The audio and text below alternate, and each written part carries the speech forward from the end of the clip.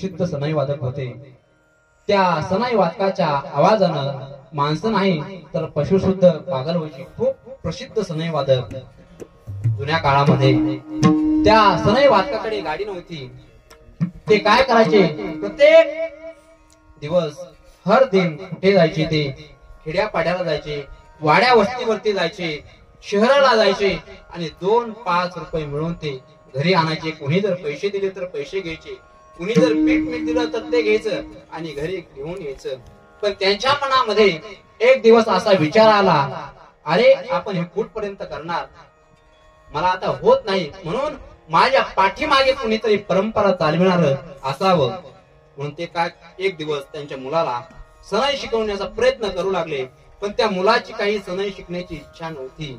त्यांनी काय केलं, त्या मुलाला धरलं, जमिनीवरती पाडलं आणि पाडल्यानंतर वरून तोंडामध्ये सनई खुपसली आणि सनई खुपसल्यानंतर वरून छातीवरती बसले आणि छातीवरती बसल्यानंतर तो मुलगा सांगतो, ऐका, तो मुलगा सांगतो, बाबा तुम्ही मला धरलं, तुम्ही माझ्या छातीवरती बसला, तोंडामध्ये सनई खुपसली, परंतु ही सनई वाजायची का नाही कोणाच्या हातामध्ये, माझ्याच हातामध्ये आहे। आपण मुलासाठी नको ते अहोरात्र काबाड कष्ट प्रयत्न सायास आपला जीव खर्च करतो, पण मुलं काय करतात आणि काय नाही आपल्याला मेळ सुद्धा लागून कधी देत नाहीत।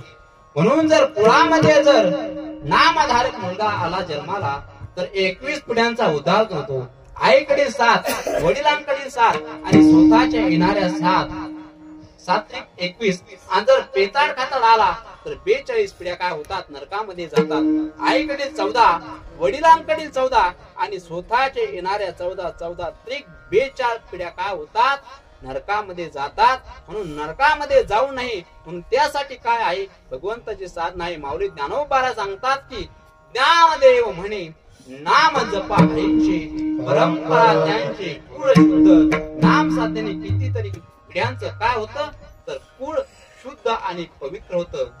प्रत्येक आई वडिलांची इच्छा असते की माझ्या मुलाने डॉक्टर व्हावं, इंजिनियर व्हावं, क्लास 1 क्लास 2 अधिकारी मोठ्या पदावरती विराजमान व्हावं, लाल दिव्याच्या गाडीमध्ये फिरावं। मी जसं काबाड कष्ट करत आहे, माझे जसे हाल आहेत, माझ्या भावकीमध्ये मला कोणीही चांगलं बोलत नाही, माझ्या नातेवाईकामध्ये मला कधी मान सन्मान मिळत नाही, म्हणून माझ्या मुलाने काय व्हावं, खूप मोठं बनावं आणि माझे जसे दिवस आहेत त्या माझ्या मुलाचे राहू नये। म्हणून तो आई वडील काय करत असतात, रात्रंदिवस काबाड कष्ट करतात। कारण का, तू जर मोठा झाला, आज मला नाही बोलू दे माझे नातेवाईक, माझी भावकी नाही बोलू दे, पण तू जर खूप मोठा शिकून झालास तर गाडीमध्ये जर फिरलास तर माझ्या मागे जे नाही आहेत ते तुझ्या पाठीमागे आल्याशिवाय राहणार नाहीत। पण काय, तेवढं तुला सायास करावं लागते, तेवढं काय कष्ट आणि तुझी जी जिद्द आहे, तुझी मेहनत आहे, ती काय करावं लागेल, तुला पूर्ण करावं लागेल। आणि पूर्ण केल्यानंतर तुझ्या पाठीमागे सर्व जग फिरू शकतं आणि जग फिरल्यानंतर तुझी जी कामाची जी पोहोच पावती आहे, जी कीर्ती आहे, ती तुझी कीर्ती अमर झाल्याशिवाय राहणार नाही। विठ्ठल